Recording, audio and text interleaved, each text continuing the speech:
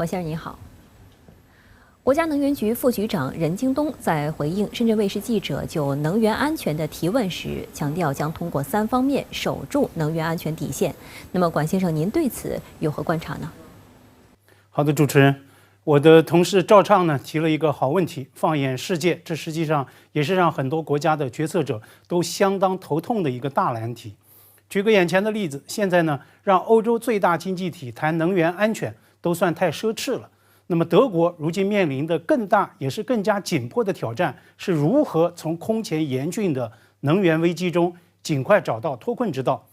从油气价格飞涨到苦寻俄罗斯油气之外的替代供应，再到北溪管道出事儿，那么德国今年受到的能源冲击一波强过一波。要命的是，德国以制造业与实体经济见长的强大产业体系，它本身就是建基于能源安全之上的。所以在多重挑战之下，公认拥有全球最多隐形冠军企业的德国经济现在已经绷不住了。没了能源安全，德国经济当然很不安全。化工巨头巴斯夫最大的单笔对外投资上个月花落广东湛江，100亿欧元，也创下了今年中国吸纳外资项目的之最。其中一个很大的因素就是作为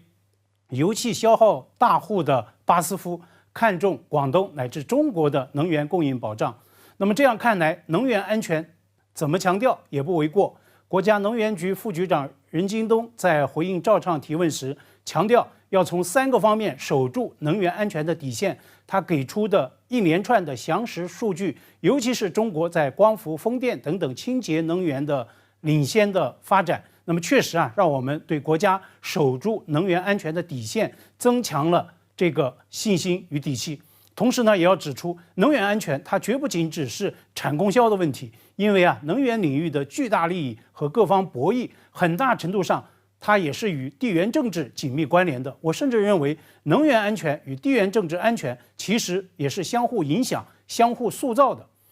比如德国的能源危机之困，就拜俄乌冲突之赐。那我之前在节目中也曾经多次分析，俄乌危机的最大的外溢冲击，就是在国际范围内触发加剧了能源与粮食这2大危机。七中全会公报首次提到，中国致力妥善应对乌克兰冲突带来的危机挑战，相信全方位保障能源安全必定也是大国应对方案的一个重点。美国总统拜登7月不顾国内强硬派的反对，访问沙特，还和沙特王储行了所谓的碰权礼。但是呢，最近欧佩克无视美方压力，拍板减产原油。那么这被《华盛顿邮报》就毒舌嘲讽，拜登碰权换来的是腹部遭到对方的重拳。美方已经公开扬言要让沙特付出代价。20大报告强调，我们必须增强忧患意识，坚持底线思维，